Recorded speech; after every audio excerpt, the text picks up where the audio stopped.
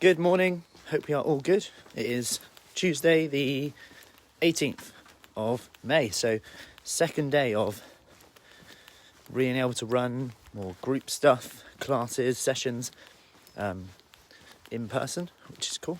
Inside, which is cool, as well as outside. Lovely day as well. We are outside as well today. So, I want to touch on today about something that came up yesterday. Two things, actually. So the first one was, I've lost 3 to 4 pounds this week and I don't even feel like I'm dieting. And what's really cool about this is often people go, oh yeah, but I've been dieting and I don't feel like that. But in another conversation, they've maybe said that I cannot stand, hey Jane, I cannot stand, the thought of a diet. So the thought of a diet makes me hungry. Ever said that before? Let me know. Drop a yes in the comments if you've ever said that or felt like, when someone says, right, the moment you need to stop eating this or cut out this, plan your meals, you just get hungry. And this was coming up a lot. And what was really interesting here is what she did. And the only habit we did is we looked at her meals, we looked at everything, and she's calorie counted before all of this stuff. And that all works, but she's got to a point where it's like she knows what to do. Everything. She knows everything what to do. There's not even any of my knowledge which really was at use in terms of nutrition here. But the one thing she was doing was snacking in the evening. She was eating bread in a day, stuff like that, which some people would go, oh yeah. Some people would go, you shouldn't be eating bread or whatever. But then the moment you said, yeah, you want more bread. So... And research actually shows this. For some people, not everyone, research is only averages. That can lead us, but it's not, as long as we base it around that. So what did she do? Well, all that she did was she knew that in the evening she was eating too much. And she couldn't just get out of the kitchen like, you hear as well. I've said stuff like that before. Like, once you finish your dinner, get out the kitchen, let your hunger hormones come in, and, then all of a sudden come down, and all of a sudden, like 20 minutes later, you're less hungry. Ever done that before? I remember with the kids, like, you sat at a table, eating dinner, then one of them starts crying, hey Stella, and then all of a sudden you're sorting them out, and you're like, oh, I haven't even finished my dinner, and I'm not actually hungry anymore.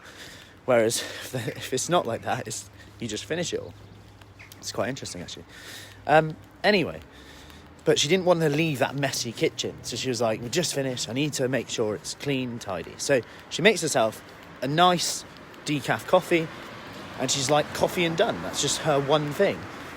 And that's 4 pounds in a week. She's feeling better. More importantly, the self-control, that sense of achievement, the sense of, actually, I can do it. Because remember, confidence loves evidence. Your confidence loves evidence. That's all it is. It's not given. It's not just there.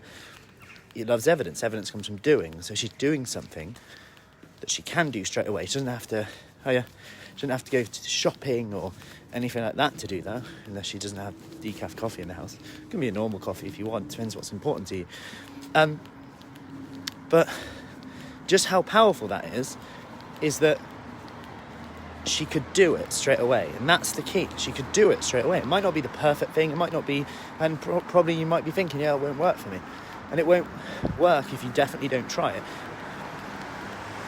And my point here is it's just stacking habits. It doesn't matter if it's the best plan and where you want to be 12 weeks, 6 months from now. But if it got you from A to B week 1, that's a huge win. And I often say in our one-to-ones at the start, someone will say, I want to do a bit more than that. What about doing da-da-da? But I'm like, okay, if 1 week goes past and you've stopped snacking 2 nights or 1 night and you've done 3 exercise sessions, how would you feel? Oh, that'd be great. Perfect. Let's go with that first, then ask for more. And on top of that, this brings me on to the next part, which is what we have in the day as well. Hey, Barbara.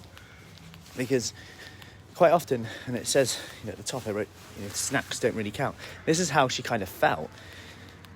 It was almost like, I can pick all day and it doesn't really feel like I'm eating much.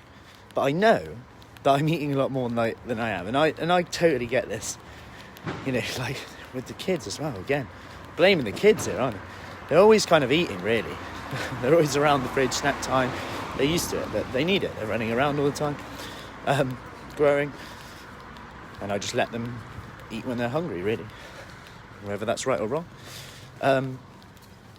provide the environment, good food, etc. So anyway,